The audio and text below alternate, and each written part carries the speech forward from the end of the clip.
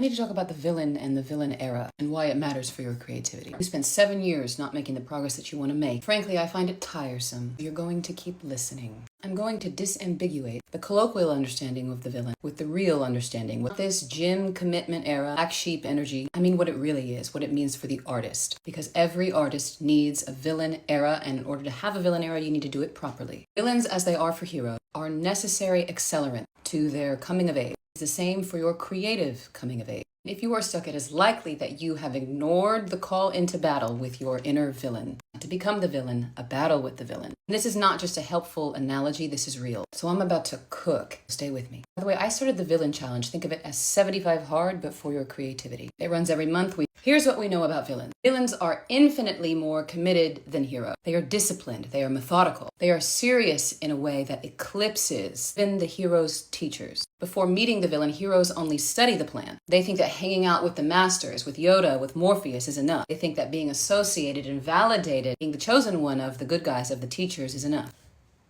Another layer. Creative people who never tap into their inner villain stay arrested in the state of waiting for permission, wanting their art to bring them validation. Right? They're a slave to a process that reinforces their idea of what makes them good at their craft. Further still, they cling to a process that reinforces the idea that they are a good person. Sit with that one as long as it takes. In fact, and this is my real point, avoiding the antagonism of the villain means that your process never changes from the process that you learned when you were 12. And now you're exhausted because you're not making the progress that you really need to make. And if you've been in that place for years, you will start to seriously entertain the idea of quitting. Good, you're ready for more. So what weakness does the villain actually antagonize? It's not talent, it's not ability. Villains antagonize fear exclusively, but not just any old fear. They confront the fear that the hero has mistaken for wisdom, morality, for a sense of right and wrong. Think about Luke Skywalker. He believed that becoming a Jedi was a matter of rejecting the dark side. Enter Darth Vader, who I personally believe is the greatest villain, if not the greatest character in all of literature. But Darth Vader showed Luke the truth that Obi-Wan and Yoda refused to teach him because they were afraid. This is for the real Star Wars fans. They're afraid of everything that happened in Order 66. What Darth Vader taught Luke was that being a Jedi is about maintaining a balance in the Force, which demands a mastery of both the light and the dark side. Villains are not mean, they are antagonizing a fear. Every hero has a villain because transformation is dependent on confrontation. What does this mean for your art? People can have buckets of natural talent. They can have endless inspired ideas. Becoming an artist, like becoming a Jedi, comes from the villain era, which means that you are not becoming a villain, you are confronting the villain. To say, when the hero stops being loyal to their own limitations, loyal. When you take up your sword, your lightsaber, it's against anything that threatens the balance and sovereignty of those gifts, including yourself.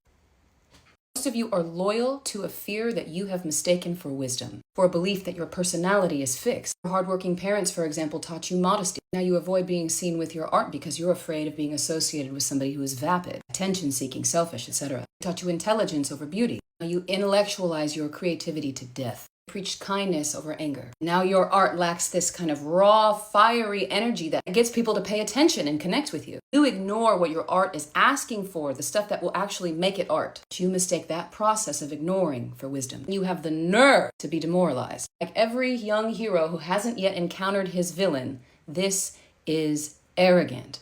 I love you, but you are not serious people. And from this perspective, the villain is right. Gloves are off. I'm going to keep going. More layers. Every great artist encounters their own inner villain, not because they need to rebel or to grow, because they need to become different. The adult artist understands that they must bend themselves to build a proper process that supports the demands of the art and not supports the demands of the artist's ego. The last point I need to make before talking about the Villain Challenge itself. Mythology is not simply a genre, it's a technology. It's a cloud technology. A technology that preserves what is universal in the adventure of being alive. Faithful call this technology magic. Faithless call it fiction. Those somewhere in the middle call it metaphor, imagination, etc. Either way, the metaphor, the magic, that is not what distances these stories from reality. It's what brings them closer. Science brings us close to the truth. Magic, metaphor, bring us closer.